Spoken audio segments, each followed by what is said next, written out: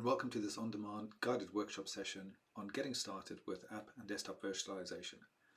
If you're investigating the Anywhere workspace solution or looking for a modern approach to securely provision and manage your virtual desktops and applications for a distributed workforce, then this is the session for you. The goal for today's session is to showcase the Workspace ONE Access integration with Horizon that enables features like True SSO, your single sign-on catalogs, 2FA, MFA, and many other options for the end user. We will start today's session by discussing Hands-on Labs infrastructure and format to give you a better understanding of what resources you'll be working with. We'll discuss the Horizon Identity Integration Workspace ONE Access solution, what problem that solves, and then we'll complete the lab today with some exercises on the integration of SAML. The majority of the session will be dedicated to the instructor guided lab walkthrough, but we will kick off with a quick PowerPoint presentation just explaining the solution. My name is Vernon Leo and I'm a lead solutions engineer with End User Compute business unit based in the UK. Here's a quick introduction to the Digital Workspace Hands-on Labs team for this year. As you can see, we have a distributed team working from all corners of the globe to bring you this year's Hands-on Labs. For technical resource guidance, head over to Tech Zone, where your EUC technical marketing team publishes and maintains all things VMware Workspace ONE and Horizon. We also have sister sites that cover VMware EUC products. So I encourage you to use this awesome technical content that the team produces to help guide you through that Anywhere Workspace journey. Many of the folks on our team, I'm proud to say, specifically works on the end user computing technical marketing team. Constructing the lab was a two-layer approach with VMs in layer 1 providing the base for the nested layer 2 VMs that was responsible for services like Active Directory, the Horizon Connection Brokers, Certificate Services, AD, etc.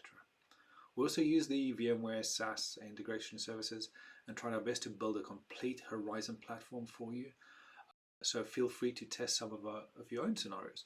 But remember, the lab does not have full internet connectivity or external services that you may require for your scenarios, but have fun, explore and test beyond the scope of this lab guide. Let's have a quick overview on our traditional VMware Horizon setup.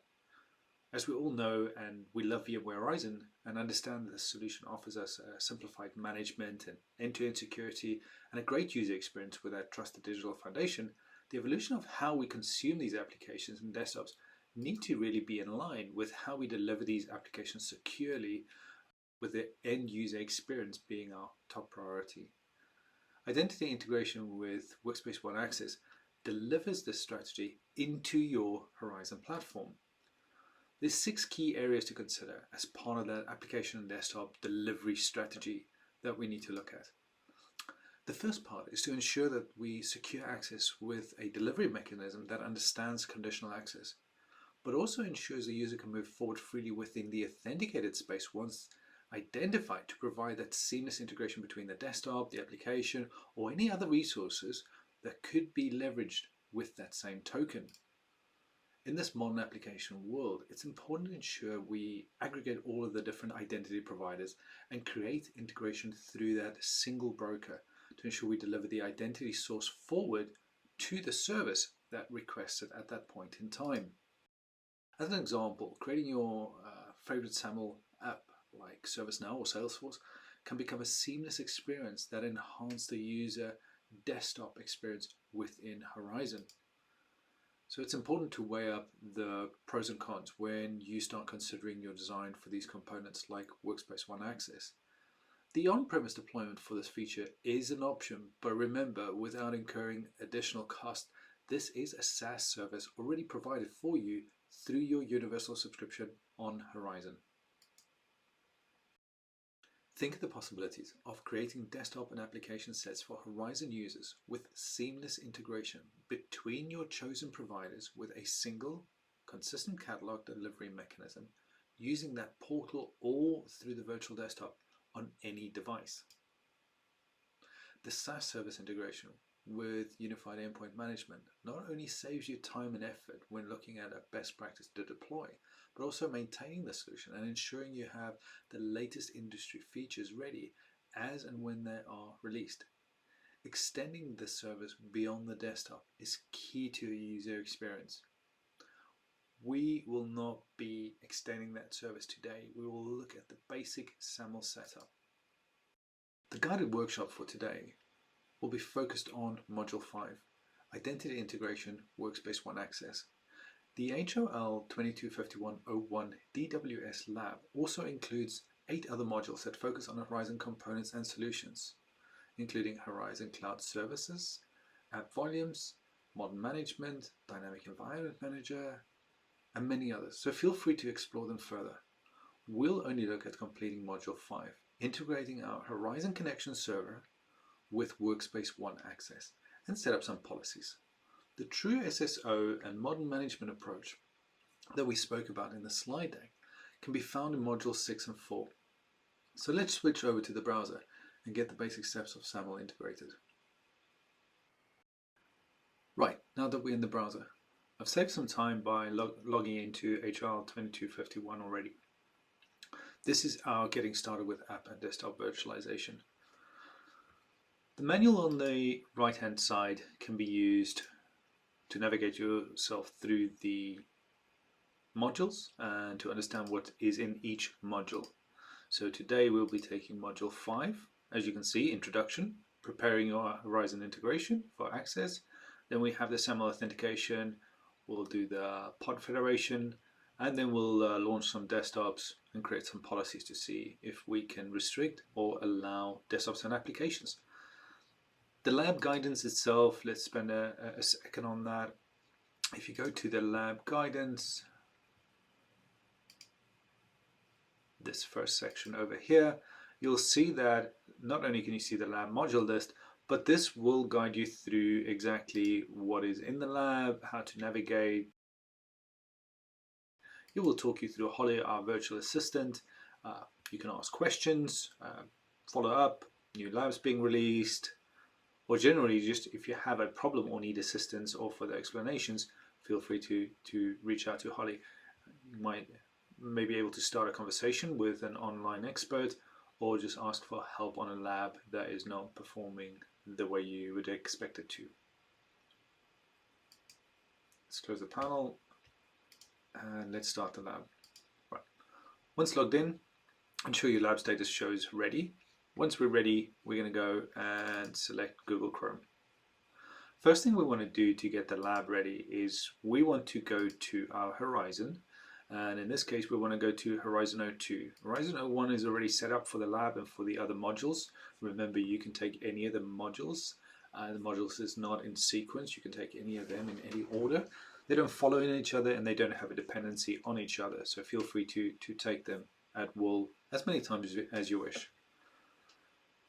Log into Horizon 02, administrator VMware 1 exclamation mark is the password. It's all in your lab manual.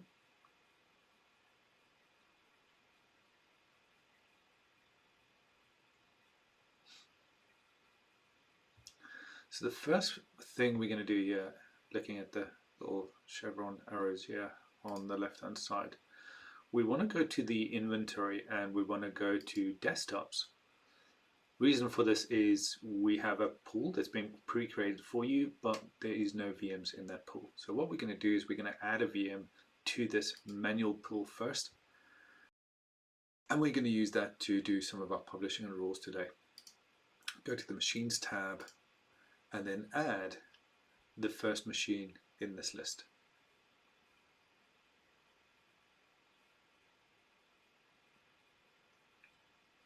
Add base W10 x64.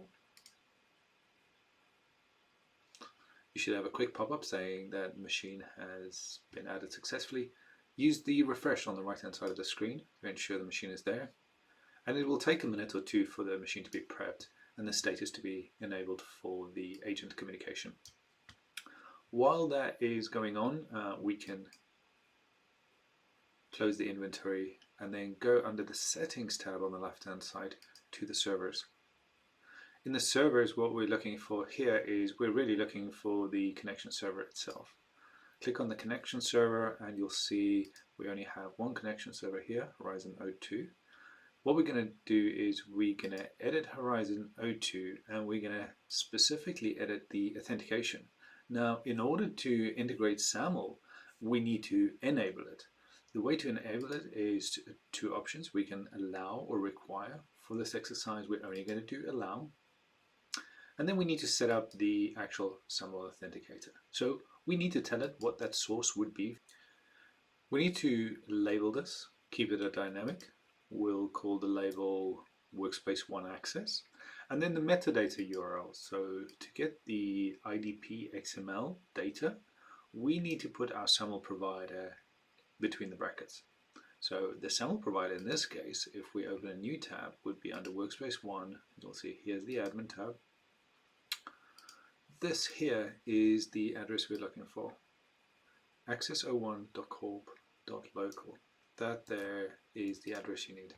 Put that address into this section and now you have your metadata URL. If you're not sure, you can test your metadata URL, copy it out of there, paste it in a web browser, and make sure that you can see the IDP XML file entries. Right? So that is what we'll be using. Going back to the authenticator, leave everything as default. Make sure that enabled for connection server is switched on, because we can enable SAML authentication or disable it for a specific connection server or for all of them, or for none. There we go, enabled. Click OK. And there we go. Now we can see that the SAML authentication has been enabled.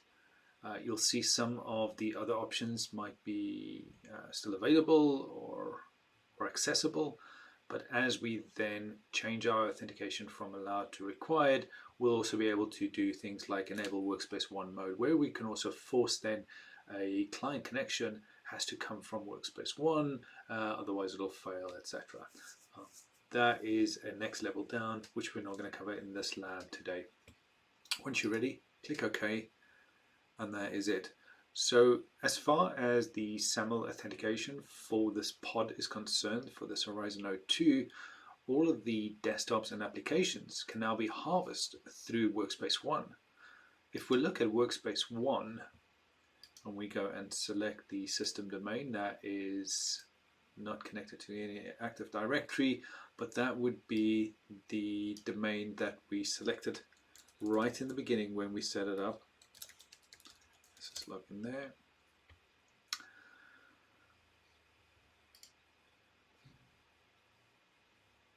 There we go. If we log in, we can now go to the catalog and we can go at look at the virtual apps. Now the catalog has those web apps. Remember we said extending it beyond the desktop scope. Web apps is where we can go and publish all of those SAML apps, not necessarily within our virtual desktop construct. Virtual apps itself is something that we publish either from Horizon or Cloud on Azure or Citrix or one of those. It has to come from a VDI point. This here, on the other hand, is a virtual application that is through an identity managed source or SAML integration or URL pointer. So looking at the virtual apps, here we go. You can see that we already have Horizon 01 published. So Horizon 01 is giving us all the applications and the virtual desktops that we have authorized. If you click on them, you can see where they're published, the pool name they published. You can see if we're forcing a browser or native client for the connection, and if we've set up any access policies to access that resource. Now, oh, and yes, you can view assignments. So there we can see domain users, all domain users can see these resources. So what we want to do is we want to go and add our connection server that we've just set up. So we go to virtual app collections and then we say, right, add a new virtual app, Horizon. And for the connector name, again, this is entirely up to you, but let's call that Horizon 02.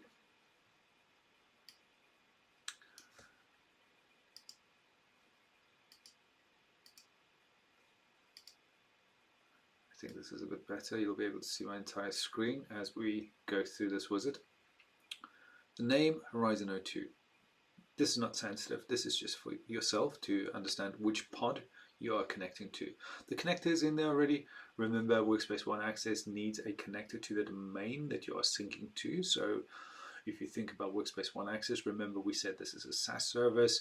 The Workspace ONE Access needs a 443 connection to say who's the user, what is the Active Directory or the identity management that will be used for this pod, and how we're integrating and assigning these users. So when the user logs into Workspace ONE Access, it understands how to then assign and carry forward the user's entitlements from not just one VDI, multiple VDI, multiple SaaS, or multiple SAML platforms. We need to add our pod. So adding the pod needs to have your connection server address. Remember, our connection server was horizon02.corp.local. Paste that into this first field. And then the administrator needs to be an administrator on Workspace, on Horizon as a full administrator. Administrator at corp.local is our full admin in Horizon. Leave everything else as default and add the connection server. There we go. Add. We can add multiple pods, and if you've set up a cloud pod architecture, we can enable that, and we can specify the federation. Feel free to go through the Hands-on Labs manual. We have covered federation in there, and we do talk about pods and how to build out your CPA architecture.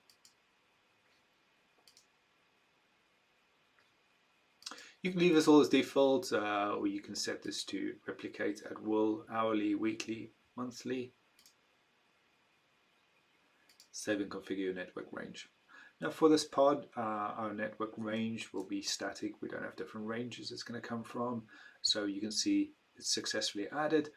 We're going to leave this at all ranges, and we're going to cover that in a second. And we're going to click on Finish. As you can see, we have got Horizon, which I've just showed you, the applications that's in there, and we have Horizon 02. Horizon 02 is not synced yet, but we have just entitled it. So there we go. So select the radio button, select Sync, and now it will show us any applications and desktops on Horizon 02 that is eligible to be published. Here we can see. So we have a desktop there, manual pull, and we have an assignment. There we go. So one desktop pull is now assigned, and we can be published.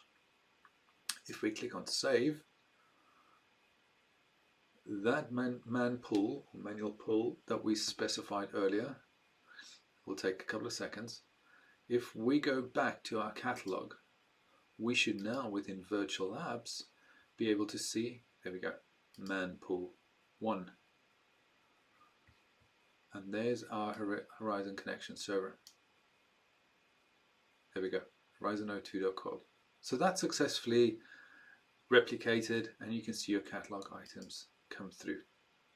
Going back to the catalog, if we click back on Virtual App Collections, we can now see Horizon 02 completed its sync successfully. Any errors you'll be able to see within the sync log. So how do we test this? Remember, we logged in as the local admin to Workspace ONE Access, and we want to be able to see this through the user portal. So let's log out because we're logged in as a system admin locally. I'm just going to maximize my screen so we can see this a bit better. There we go. And if we now go back to the login page, but this time we're going to log in with corp.local.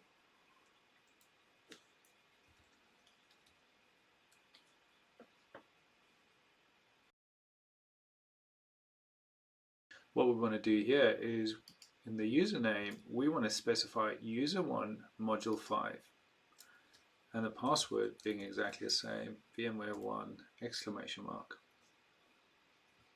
You can save that.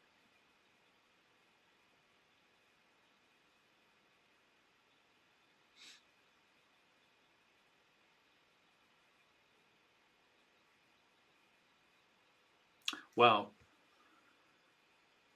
a lot of blank space. We need to go to the applications and we need to go and choose our favorite applications. But before we do, let's look at this user itself. So there we go, user 1, module 5. If we look at the account for this user, we can see that this user, and if you had your profiles and directories integrated, you'd see a nice little picture here of the user. But the user can choose how they want to access remote apps. And in this case, they can say, I want to do this through the Horizon client, or I might not have it, so there's the install link, or I want to do it through the browser. My default is to do an HTML5 session for my apps or desktops. That's all good, and the user can then save their preferences. Once they're finished, they can go to the application catalog, and from here we can now see this is the first true reflection of what that catalog or that SAML integration can bring us. We have two different connection servers with two completely different sets of resources. Our second one that we integrated is called manpool1. Now manpool1 we'll access from here, but we can also see Horizon Connection Server 1 has got an instant clone pool that is published to the same user. So if we click on manpool1 here, it'll go to our default, remember, that we've set up for the client a second ago. Or you can click the ellipses over there and then say launch from client, launch from browser, view the details, or add to your favorites. So in this case, let's add it to favorites for a second. Now you can see when the user has an entry, they have their favorite apps. So your app catalog might have hundreds or thousands of applications in it. The user, however, might only have a handful of favorite apps that they use daily that they want to have quick access to on this front page. So from here, we can then, once again, select that launch preference. And in this case, we want to just go through the browser.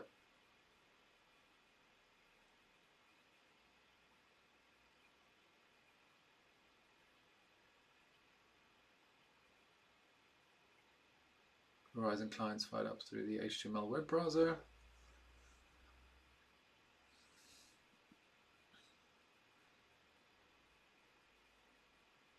Now notice on entry, you see this little tab here on the left hand side of our screen. If we click on that little tab, we can see all our available resources from that server will be published here. So if we did a connection to Horizon Connection Server 1, it would show the available applications or desktops for Connection Server 1. On this Connection Server 2, it's only manpool that is right now available for this user. So from here, we can send keys. Let me hover over these so you can see them. Send Control Alt Delete. We can copy and paste. We can do file transfers. And again, very useful feature, especially if your users working from home or have large files that they want to insert or whatever the case might be. That will allow them to transfer some files from their desktop into the environment. And again, this is all managed by the admin. You can choose how you want to set this up, if you want to restrict these functions or not. On the menu, the same thing. We can go again to those settings, those preferences. We can go to a full screen, or we can log the user out.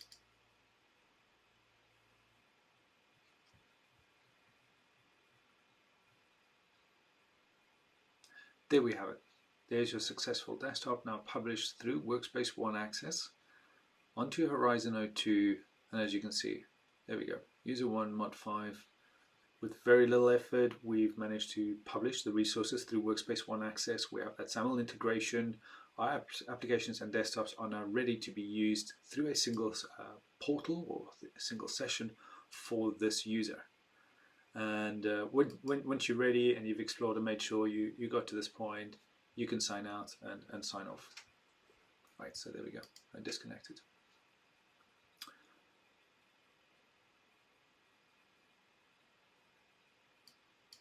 I think we can close this tab at this point and make sure we go to the user and we sign the user out. What we want to do is we want to go back into Workspace ONE Access so that we can go and look at the policies.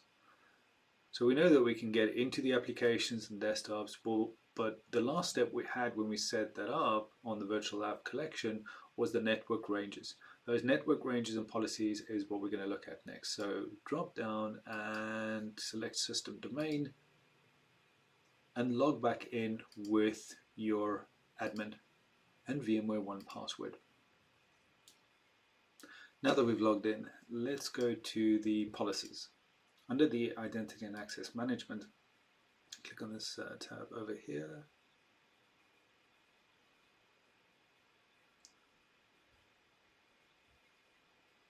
The first thing we want to look at is policies. Under policies, on the last step when we integrated our Horizon connection server, we said accept the network range as is and complete. Let's revisit that for a second. So if we added a network range, corporate network, and in corporate network, let's make this range 192.168.0.0, and let's say it extends, here we go, to the same 192.168.255. Now we have a range that we can apply to different policies. So there we go. So we got an all range and we got a corporate network range. And the ranges will obviously be in order. Here we go. So that's our network ranges. If we now look at the policy that applies to that network range, we have a bit more around the policy than just the network. We have the definition. Firstly, the policy set itself, which applications that applies to, and then how does that definition apply to the configuration. So the first policy rule is if a user's network range is all ranges and the user's accessing content from a web browser and in a group called all users, then the user may authenticate using password. The fallback method is passwords for the local directory.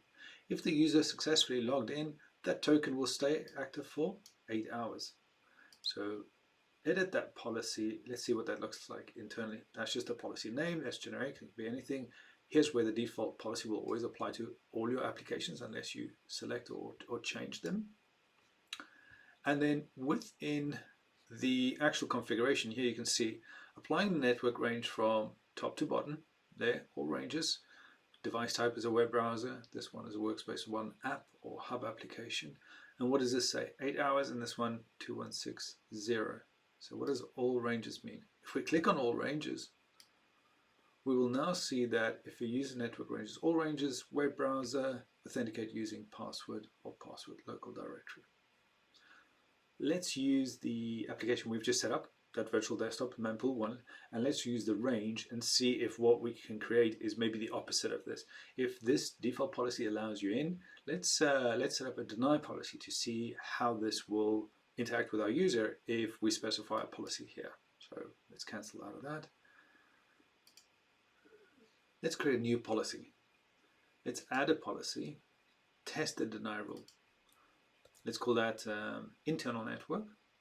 And what we have to do here is we have to say what it applies to. So firstly, that applies to which application.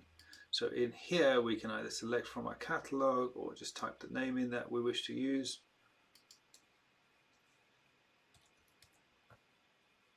There we go, manpool 01, select manpool 01, next. Add a policy rule. So remember that range we created? Let's say corporate network is our range for deny. All device types, yes, we can leave it at that. And then let's say, for instance, we had a specific group. In this case, I will just say all domain users for that matter. There we go, domain users. So we can choose a group.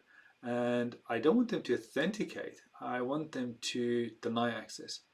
But while we're here, if we had, like in the slide deck earlier that we went through before we started this workshop, remember we said we can add different identity provider sources. If we had Google, if we had as an IDP, if we had Azure Active Directory, any of those sources, Okta, Ping, etc., and we've set that up in the IDP, identity providers here, we'd be able to select them here as an authentication mechanism. So again, you can see how we're bringing this together in one single catalog or SAML authentication aggregation point to enable the user to use that token going forward. So let's get back to our exercise. We're going to then perform an action called deny access. Right. So what we're saying is users corporate network, any device, they are in a group called domain users, then please deny them access. I'm going to save that. Click next, save. There we go. So successfully added your policy for the internal network. There we go. So we can see them. Default access policy, and then we have that internal network. So now, what would that look like? Let's log out as the admin for a second. Let's go back to the login page, and now let's go back to corp.local. Log back in with user1 mod 5. Now, we're not expecting to be denied at this point. At this point, I have a valid user. He's authenticated. Remember, the default rule is allowing me access to everything else. I can log in. I've got an active user. I can see all my resources. At the point I want to trigger this resource, however, it now has to check against the policy or the compliance for this user who's successfully authenticated that he is part of that group. But at this point, because of the IP address I'm coming from, which is in a 192.168 range, will be denied access. So there we go. Once you trigger the resource, the policy enforces immediately. You do not have access to open manpool 1. Please contact your IT admin for further assistance. And it's just a polite message that he's technically giving you that deny rule.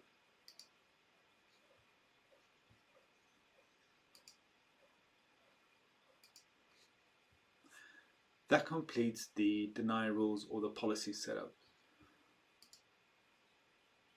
Feel free to log this user out, or feel free to go back to Workspace ONE Access and practice with some more scenarios. That is all for our workshop today. Make sure you go through the manual. I would say the best next module to follow on from this would be module 6. It would be an introduction and to set up true SSO as an overview and configuration, and that will give you that seamless sign-on experience we were talking about earlier. I hope you enjoyed this guided workshop and hope to see you soon again. Thank you.